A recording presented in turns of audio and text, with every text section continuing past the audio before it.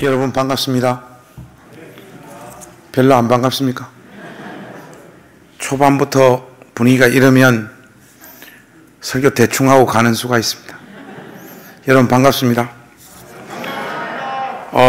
오늘 이 자리에 서서 하나님 말씀을 전할 수 있는 또 기회를 주신 담임 목사님과 우리 서울시민교회 모든 권속들에게 감사의 마음 전하고, 사무엘상 23장에 있는 이 말씀 여러분들하고 함께 나누기 전에 제가 몇 가지만 조금 확인하도록 하겠습니다. 여러분들이 지금 사용하시는 성경 본문이 개역 개정 성경인가요? 아니면 개역 한글인가요? 개역 개정입니까? 우리 사회 보시는 목사님 성경하고 저하고 조금 달라서 제가 개역 한글로 급히 바꿨다가 개역 개정으로 이렇게 바꿨습니다. 또 말씀 살필 때 여러분하고 저하고 또 이렇게 차이가 나면 안 될 것 같아서 그렇고요. 또 제가 출신이, 저는 서울말을 완벽하게 구사한다고 생각하고 있는데 사람들은 그렇게 생각 안 하더라고요. 그래서 이 서울 쪽에 초대되어 와서 말씀을 전할 때는 늘 긴장이 많이 돼요. 여러분들은 다 서울말을 쓰시는 분들이라 혹시 제가 설교하는 도중에 사용하는 어떤 어휘들이 여러분들이 또 이해하지 못하는 단어를 쓸까 그게 조금 두려운데, 위로가 되는 것은 우리 담임 목사님이 저보다 좀 더 심하신 것 같아요. 확실히 제가 조금 더 인토네이션이 서울말에 조금 가깝죠? 예, 좋습니다. 이럴 때는 한 번씩 배신하셔도 돼요. 그래서 중간에 혹시나 제가 사용하는 어떤 표현들 중에 여러분들이 알아듣지 못하는 표현들이 나오면 그냥 아멘 하시면 됩니다. 제가 설교 시간에 하나님의 이름을 망령되이 일컬 만한 그런 표현들을 제가 사용하지 않을 거니까 너무 걱정 안 하셔도 되고요. 자, 오늘 우리에게 주어진 이 말씀 우리가 한번 살펴보겠습니다. 여러분들 이 말씀을 교독해서 5절 말씀까지 다 읽어보셨습니다. 이 내용 자체가요 어렵지 않습니다. 여기 지금 등장하고 있는 표현들 그리고 문장들 중에 여러분들이 이해하기 어려울 만한 것은 하나도 없어요. 그런데 오늘 본문의 함정이 바로 거기에 포함되어져 있습니다.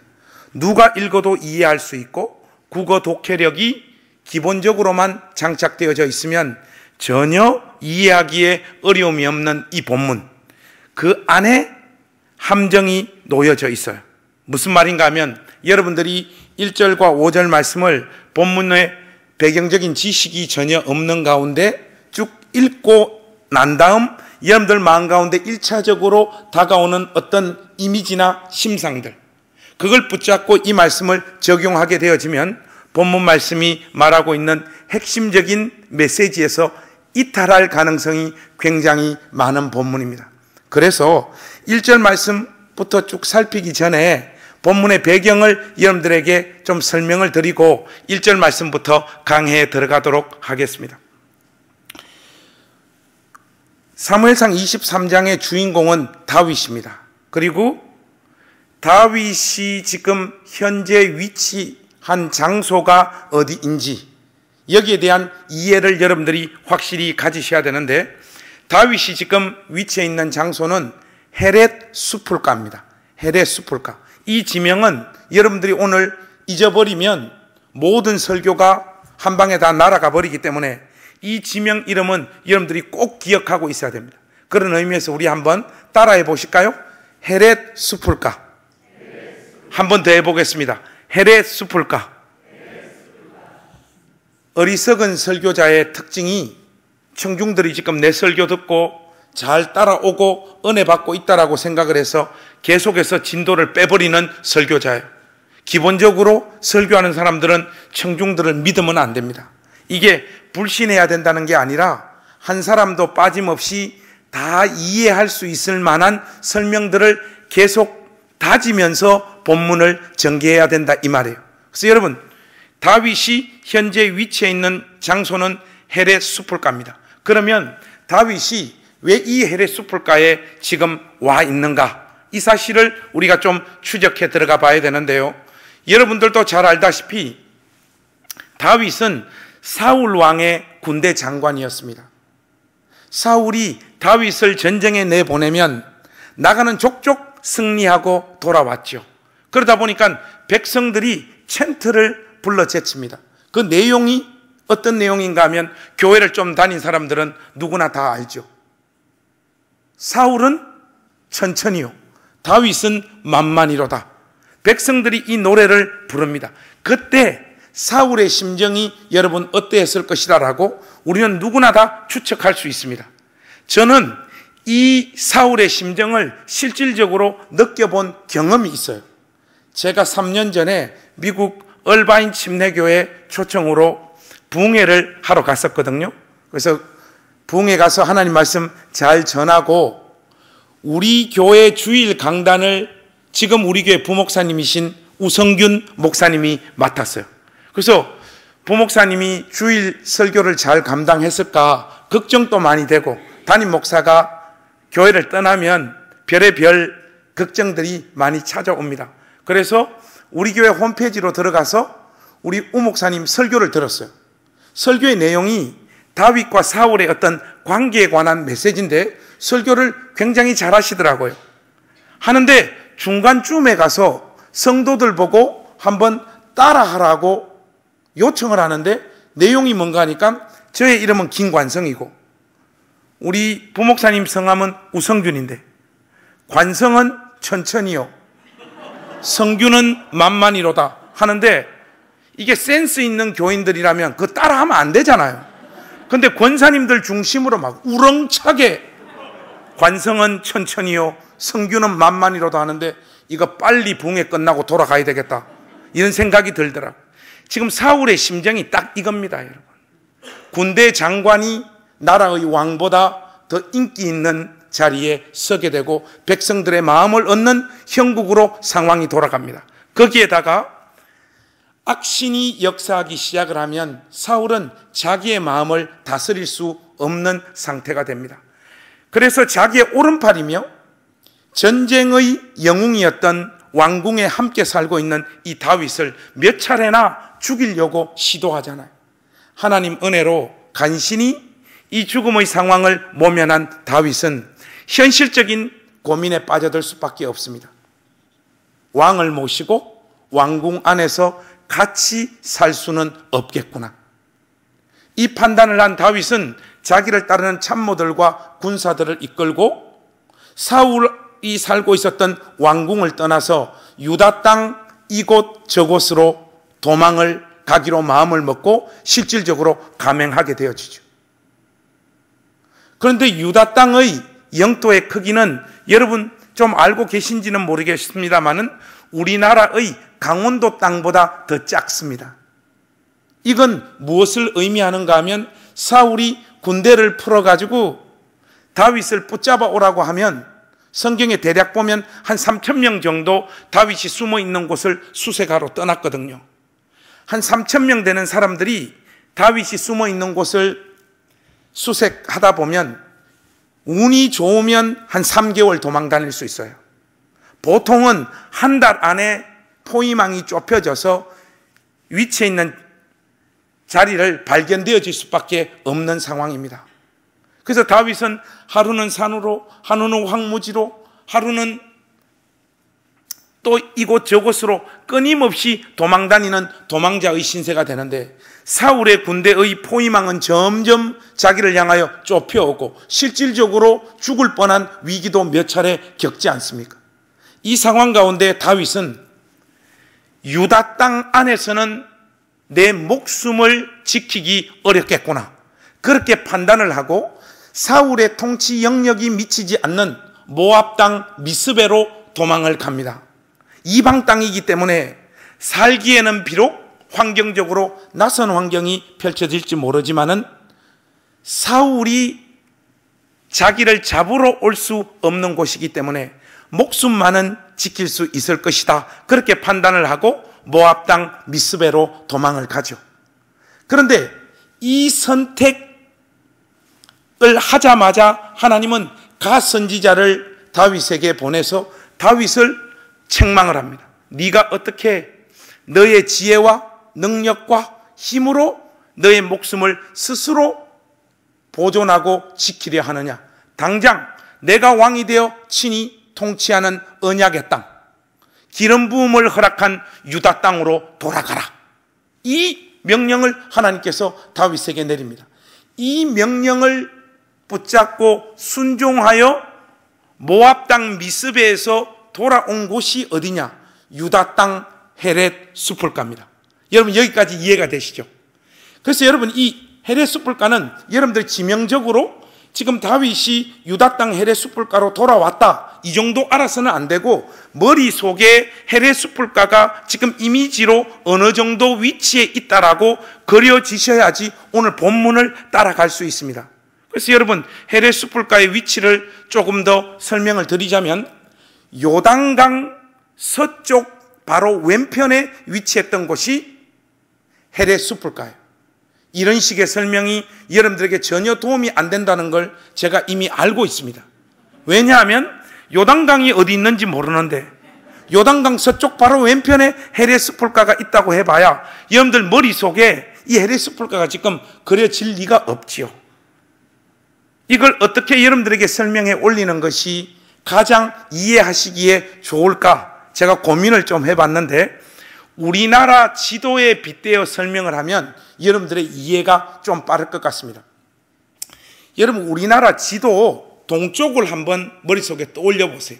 한반도 지도 동쪽. 그러면 이북에서부터 이렇게 쭉 내려오고 쭉쭉쭉쭉 내려오면 포항 근처에 오면 우리나라 지도가 이렇게 되어 있는 지점이 있죠. 여기가 포항의 어디입니까? 포항의 호미곶.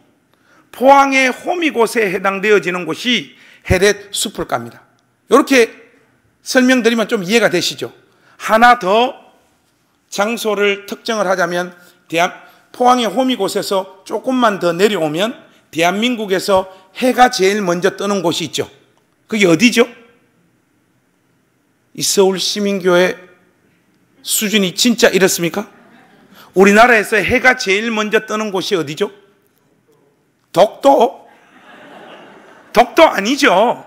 어떤 분들은 또 정동진 이러다고. 아닙니다. 대한민국에서 해가 제일 먼저 뜨는 것은 울산의 간절곶입니다. 그래서 헤렛 수풀가에 해당되어지는 지명이 어디냐? 포항의 호미곶과 울산의 간절곶 정도 여러분들 머릿속에 떠올리시면, 아, 유다 땅의 헤렛 수풀가가 그 정도 위치가 되겠구나 여러분들이 이해하실 겁니다. 진짜 여러분들이 확실하게 이해하셨는지 최종적으로 점검하겠습니다. 여러분 호미곶과 간절곶의 공통점이 무엇이죠? 저기서 어떤 분이 곶 이럽니다. 호미곶과 간절곶의 공통점이 뭡니까? 곶.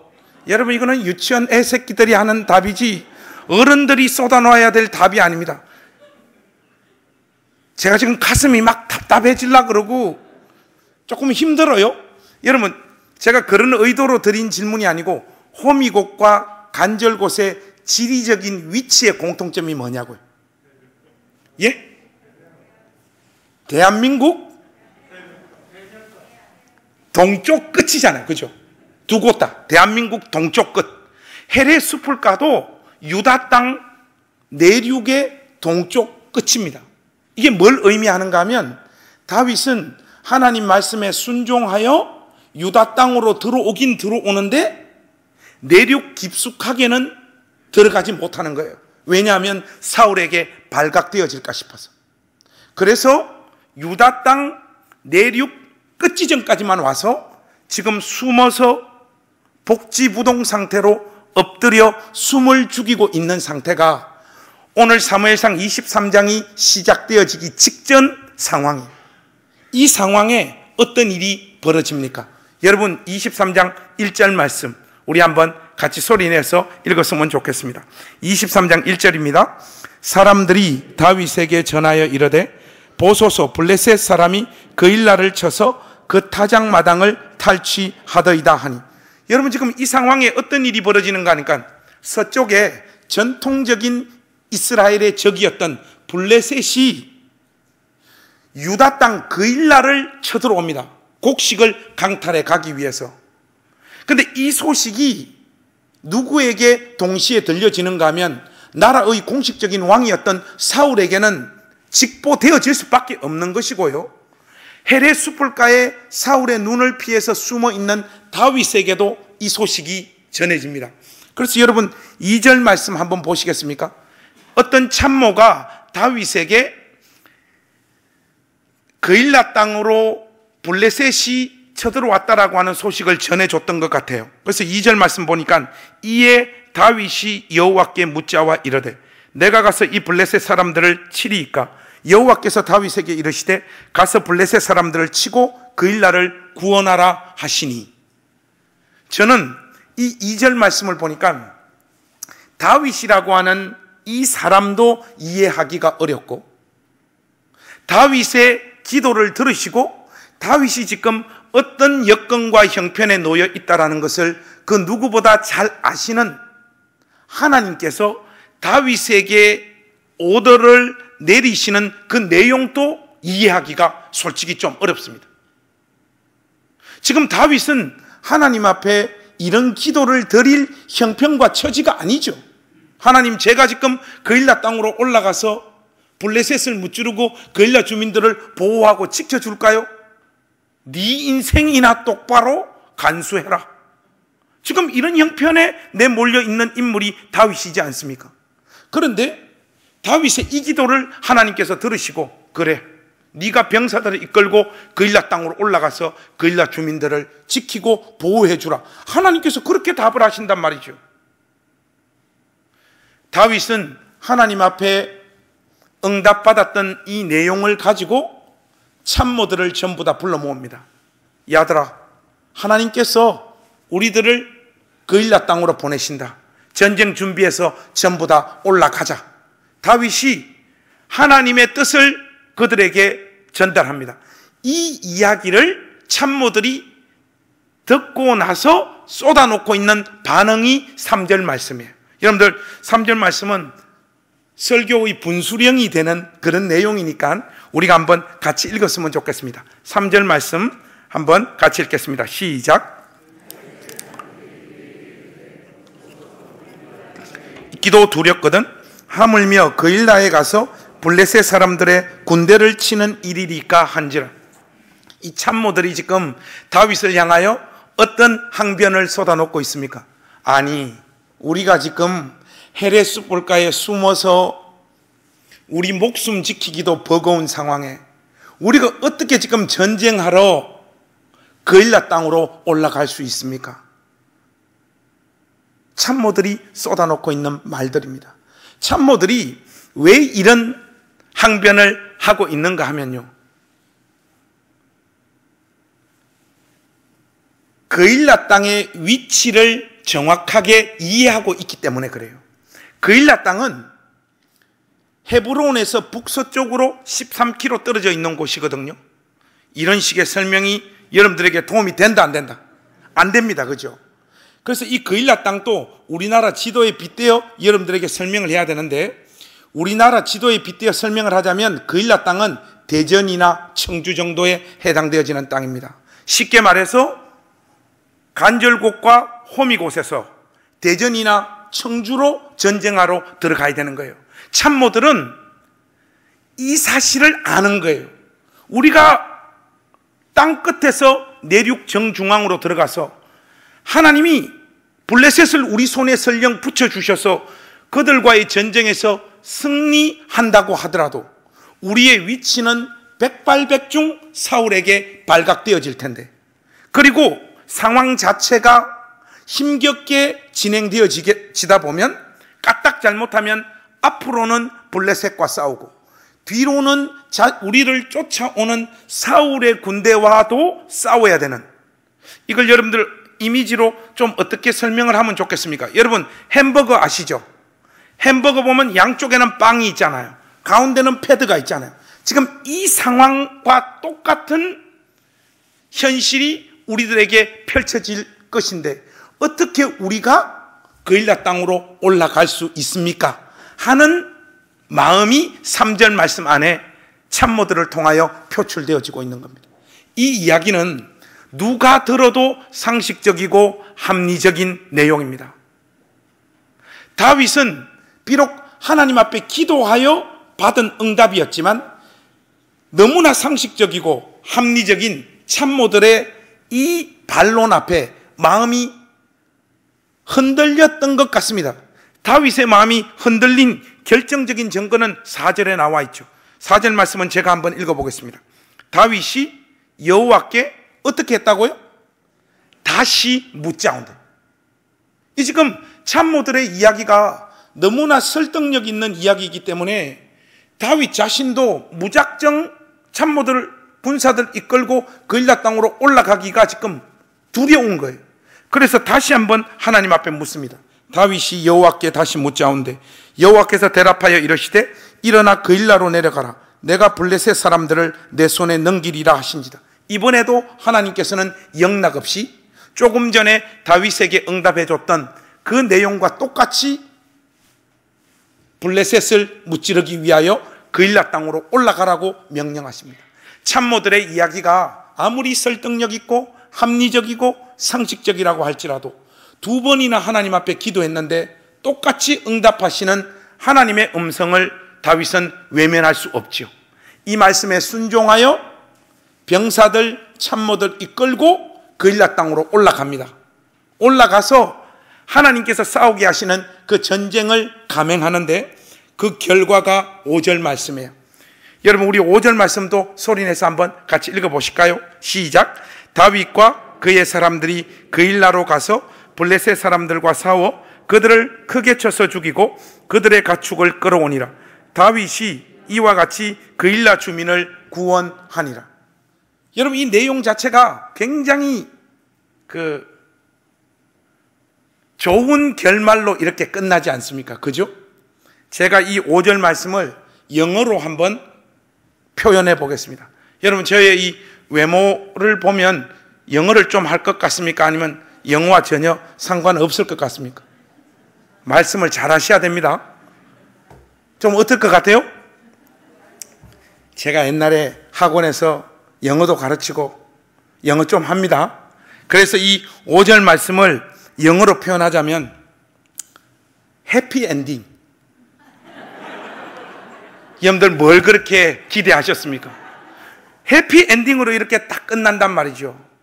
그래서 이 말씀을 여기까지 살피고 난 다음 이 말씀을 한번 적용해 보라 그러면 백발백중 어떤 적용이 나오는가 하면 내 뜻을 꺾고 하나님 말씀에 순종하면 하나님께서는 내가 기대하고 소망했던 것보다 훨씬 더 좋은 결과를 우리 삶에 안겨주신다. 이렇게 잘못된 적용을 한단 말이죠. 그래서 제가 서두에 배경도 설명드리고 이 말씀을 여러분들에게 조근조근 여기까지 설명을 했던 겁니다. 이런 해피엔딩 같은 스토리들은요, 동화책에나 나오는 겁니다. 우리 삶의 현실에는 이런 일들이 별로 없어요, 여러분. 이런 이야기들은 부흥 강사 목사님들이 오셔서 한 번씩 해주셔야 되는 내용들이고 우리의 주된 삶에서는 이런 일들이 잘 벌어지지 않아요. 성경 안에 담겨져 있는 스토리 자체도 그렇습니다. 제가 이 말씀을 5절까지만 본문으로 삼은 것은 여러분들로 하여금 더 이상 이 내용을 추측하지 못하게 하려고 일부러 5절에서 잘란 거예요. 여러분, 다윗이 하나님 말씀에 순종하여 그일라 땅으로 올라간 다음 해피엔딩과 같은 1차적인 좋은 결과를 맞이했지만 그 다음 어떤 일이 전개되어지는지 한번 보실까요? 2절만 밑으로 내려오셔서 7절 말씀 한번 보십시오. 7절 말씀 한번 소리내서 이 말씀도 같이 읽어보실까요? 시작. 다윗이 그일라에 온 것을 어떤 사람이 사울에게 알림해 사울이 이르되 하나님이 그를 내 손에 넘기셨도다. 그가 문과 문빗장이 있는 성읍에 들어갔으니 갇혔도다. 여러분, 저는 처음에 이 7절 말씀을 읽을 때에 여기에 담긴 신앙 고백이 너무나 아름다워서 다윗의 신앙 고백인 줄 알았어요. 근데 다윗의 신앙 고백이 아니고 사울의 고백입니다. 하나님이 그를 내 손에 넘기셨도다. 다윗 그가 문과 문빗장에 있는 성읍에 들어와서 갇혔도다. 여러분, 그일라 땅으로 올라가게 되면 이런 현실이 펼쳐질 것을 이미 누가 꿰뚫어 보고 있었죠? 참모들이 꿰뚫어 보고 있었죠. 참모들이 염려하고 걱정했던 그 일이 지금 그대로 펼쳐지고 있는 것을 우리가 목격할 수 있습니다. 문과 문빗장이 있는 성읍에 들어와서 갇혔도다. 우리나라 속담으로 5글자로 딱 이야기하면 떠오르는 속담이 하나 있죠. 도간에 든 쥐. 다윗의 처지와 형편이 이 상황으로 지금 내몰려 버린 거예요. 그리고 실질적으로 다윗의 이 시간 이후의 삶은 하나님 말씀에 순종하여 올라간 그일라 행 때문에 다윗 자기 인생의 가장 고통스럽고 힘든 생을 본격적으로 맞이하기 시작을 합니다. 여러분, 이 내용이 얼마나 아이러니한 내용입니까? 하나님 말씀에 순종하였더니 맞이하는 현실은 자기 인생에서 가장 가혹한 현실. 무슨 이런 경우가 다 있냐 말이에요. 서울시민교회 가족 여러분, 하나님은 여러분 인생에서 어떤 분이십니까? 이런 질문들을 교회 권속들에게 여쭈면 백발백중 하는 말들이 비슷해요. 선하신 분, 은혜를 베풀어 주시는 분, 함께해 주시는 분, 도와주시는 분, 뭐 이렇게. 그러나 저의 삶과 인생을 뒤돌아보면 이런 하나님이실 때가 종종 있긴 하지만 솔직히 저는 주되게 경험한 하나님은 나 잘 되는 꼴 죽어도 못 보는 분.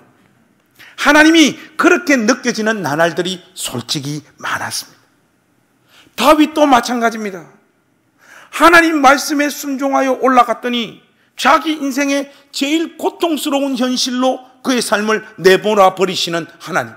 이걸 지금 어떻게 이해해야 되냐 말이죠. 1차적으로 이 이야기의 스토리가 14절에서 이렇게 끝이 납니다. 14절 말씀 여러분 한번 보시겠습니까? 다윗이 광야의 요새에도 있었고 또 십광야 산골에도 머물렀으므로 사울이 매일 찾되 하나님이 그를 그의 손에 넘기지 아니하시니라. 이 내용만 보면 이 14절 내용은 대단히 은혜스러운 내용입니다. 사울이 아무리 다윗을 붙잡아서 죽이려고 해도 하나님께서 허락하지 아니하시고 다윗을 보호하고 지켜주셨다라고 하는 내용이에요. 그런데 여러분, 이 과연 14절 말씀이 그렇게 은혜로운 내용인지 아닌지는 우리가 한번 따져볼 필요가 있습니다. 제가 지금부터 우리 서울시민교회 가족들에게 신앙의 2가지 옵션을 드리겠습니다. 1번, 2번 2가지 옵션을 드리겠습니다. 여러분의 신앙관, 가치관, 판단력 모든 것을 다 동원하여서 솔직하게 여러분들의 의견을 한번 표해 주시면 감사하겠습니다. 속으로만 묻고 얼렁뚱땅 넘어가는 게 아니라 손을 들으라고 할 테니까 1번과 2번 중에 확실한 선택을 해 주십시오. 넘버 1, 목사님, 제가 만약에 다윗이라면 저는 헤레 숲불가에서 그일라 땅으로 올라가지 않겠습니다. 헤레 숲불가에서 남아서 백성들과 군사훈련하고 미래를 철저하게 준비하고 있다가 결정적인 기회, 하나님의 영광의 때가 임하면 그때 철저하게 준비된 그 삶으로 하나님의 영광을 위하여 그때서야 비로소 일어나겠습니다. 이게 1번입니다. 2번, 아닙니다. 2번이나 기도했고 2번 다 하나님께서 그일라 땅으로 올라가라고 했으니 그일라 땅으로 올라가서 그일라 주민들을 구원해주고, 그러나 사울에게 위치가 발각되어져서 하루는 동굴로, 하루는 산으로, 하루는 황무지로 매일매일 죽음의 공포에 시달리며 몇 년간 걸쳐가지고 여기저기로 도망을 다니되 붙잡히지는 않는 은혜, 이 은혜에 누리면서 이 고통스러운 현실을 저의 삶과 인생으로 받아내겠습니다. 이게 2번입니다. 자, 우리 서울시민교회 가족 여러분, 결정의 시간이 되었습니다. 꼭 물어보면 손을 안 드시는 분들이 있어요. 얍삽한 분들입니다. 그러지 마시고 확실하게 여러분들의 의견을 한번 표현해 주십시오. 목사님, 저는 솔직히 헤레스풀가에 남아서 미래를 준비하고 그 준비된 삶으로 하나님 앞에 영광을 올리겠습니다. 1번 손 한번 들어보세요. 1번. 저는 1번의 길을 갈 것 같습니다. 아무도 없습니까? 아무도? 여러분의 눈치가 보통이 아니신 것 같아요. 1번 손 들었으면 오늘 크게 창피당하실 뻔했어요. 이 불신자들입니다. 1번은. 목사님, 저는 고통스러운 현실을 제 삶과 인생으로 다 맞이한다 할지라도 하나님 가라고 하셨으니 저는 2번의 삶을 선택하겠습니다. 손 한번 들어보세요. 여러분 칭찬해 줄 줄 알았죠? 이 2번 손 든 사람들을 전문적인 용어로 돌았다 그렇게 이야기합니다. 여기서 우리가 질문을 하나 던져볼 필요 있어요. 그게 뭐냐? 다윗은 왜 헤레스풀가를 떠나서 그일라 땅으로 올라갔을까요? 참모들이 올라가면 안 된다고 뜯어 말리기 전에 다윗은 이 삶을 선택하게 되면 어떤 결과를 맞이하게 될 거라는 걸 이미 알고 있었어요. 왜 그런가 하면 다윗은 군대 장관 출신이었습니다. 유다 땅 영토의 가장 정통하고 정확한 지식의 소유자가 다윗 자기 자신이라고요. 헤레스풀가를 떠나서 그일라 땅으로 올라가서 이 하나님 명령을 온전히 수종들게 될 때 자기 삶에 얼마나 고통스럽고 힘든 나날들이 펼쳐질 것을 이미 다 안 상태에서 이 하나님 명령을 받들었던 거예요. 다윗이 오늘 우리를 향하여 던지는 신앙의 도전이 바로 여기에 있습니다. 언제부터인가? 개혁주의 신학을 추구하는 교회 권속들 안의 신앙관들도 묘하게 달라지기 시작을 했어요. 우리보다 한 세대 앞에 주를 섬겼던 신앙의 선배님들, 그리고 오늘 이 다윗이 우리에게 보여주는 신앙의 칼라는 분명히 무엇입니까? 나 같은 인생이 하나님 자녀로 부름받아 하나님 영광을 위하여 수고하다가 이런저런 고생과 수모와 고난과 서러움을 겪는 것, 그것을 신앙의 훈장으로 감사의 제목과 영광으로 생각하며 살았습니다. 그런데 언제부터인가 우리 한국교회 권속들의 신앙관들이 이상해지기 시작을 해요. 겉으로 보면 다윗이나 우리의 신앙의 선배들이 이어왔던 신앙의 전통의 그 모습들을 우리가 답습하고는 있지만 우리 안의 신앙의 근본적인 칼라는 큰 변화가 일어났어요. 하나님 저에게 원하시는 게 무엇입니까? 11조입니까? 제가 11조 하겠습니다. 교회학교 선생하는 겁니까? 제가 그거 감당하겠습니다. 성가대 감당하겠습니다. 선교하는 일 감당하겠습니다. 새벽 기도하는 일 감당하겠습니다. 다 비슷해요.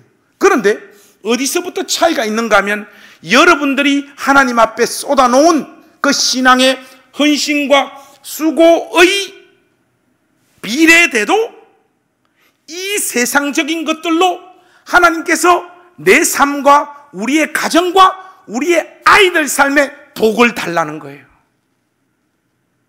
이런 식의 신앙이 무가치하다는 것이 결코 아닙니다.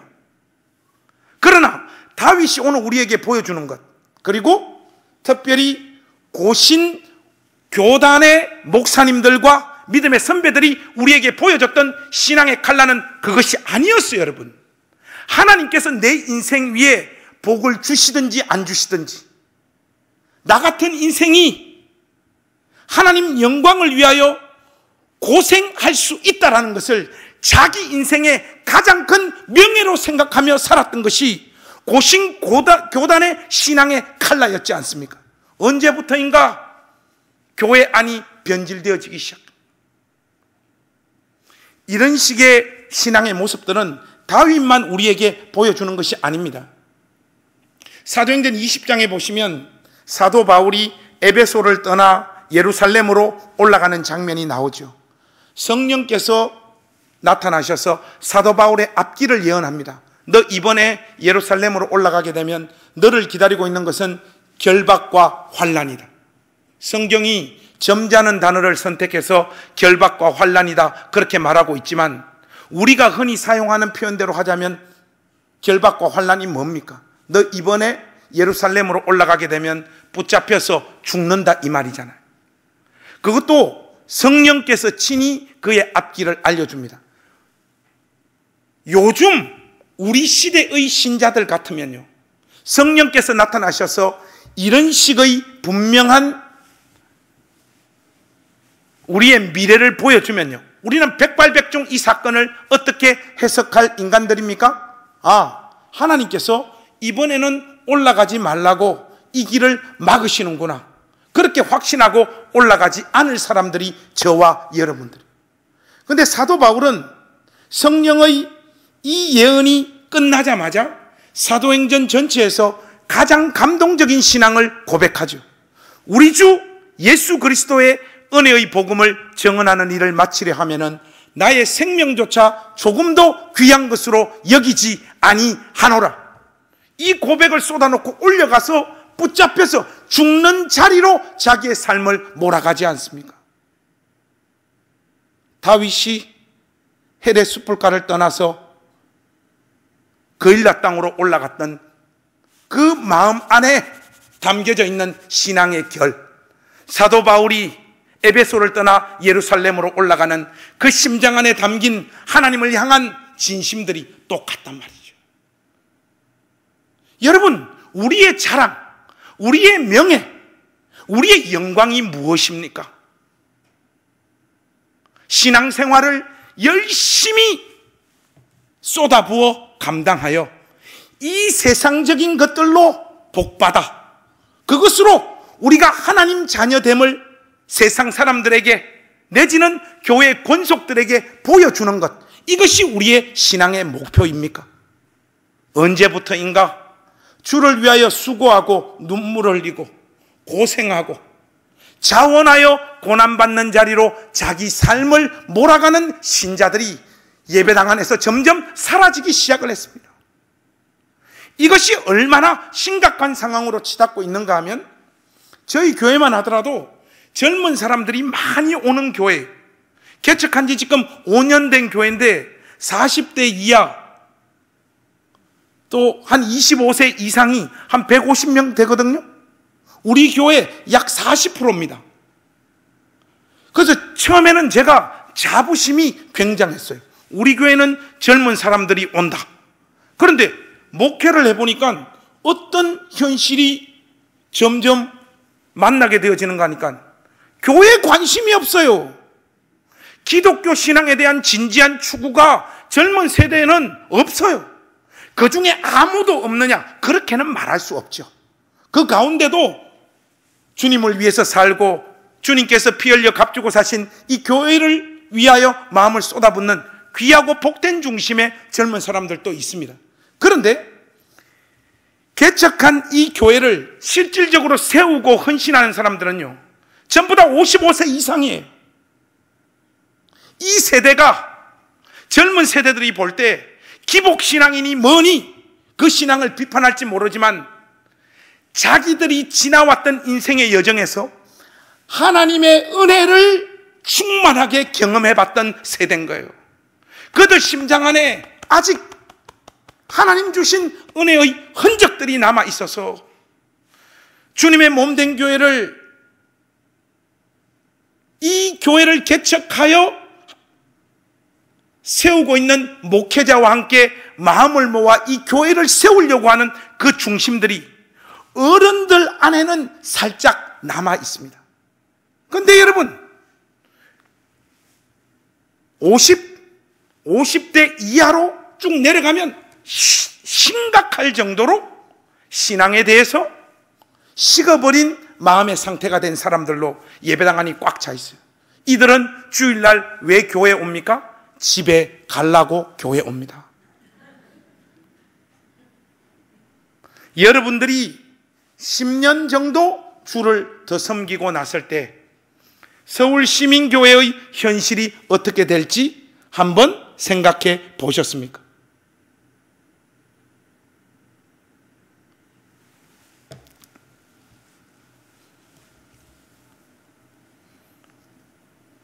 하나님께서 이 교회를 세워가는 일에 있어서 목사에게는 핏값을 요구하는 것 같아요.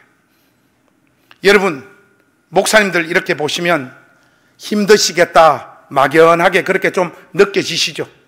그것보다 10배 더 힘든 길입니다.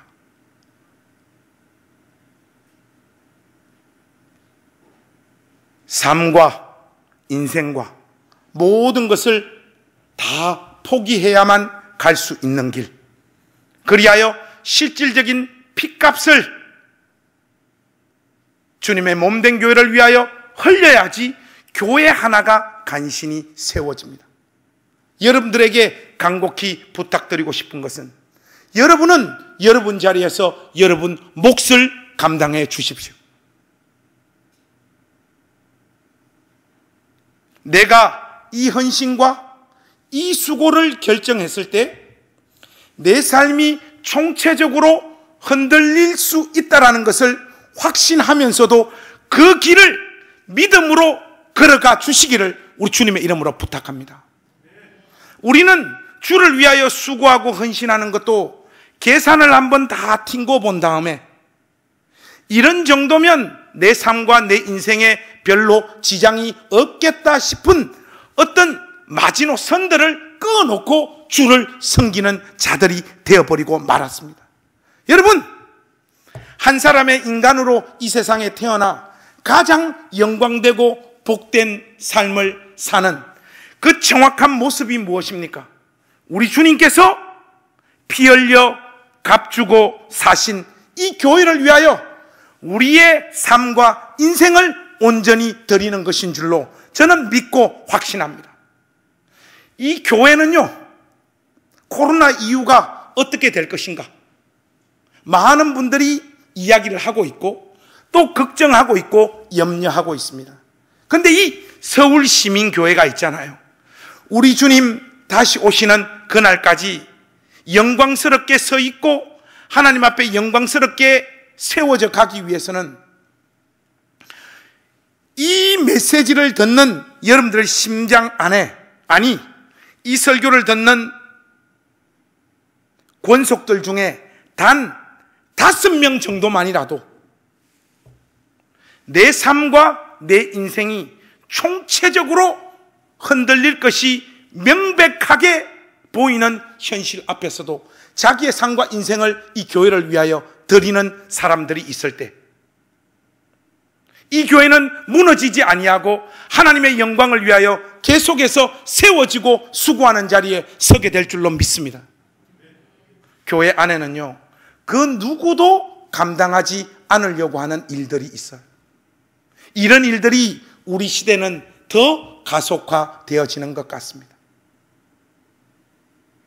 그 일들 중에 하나가 무엇인지 여러분 이 메시지 끝에 머릿속에 떠올리시고 그 누구도 어깨 위에 짊어지려고 하지 않는 교회와 관련되어진 어떤 짐, 자기 몫을 하나님 앞에서 감당하는 신자들이 되어주시기를 우리 주님의 이름으로 부탁합니다.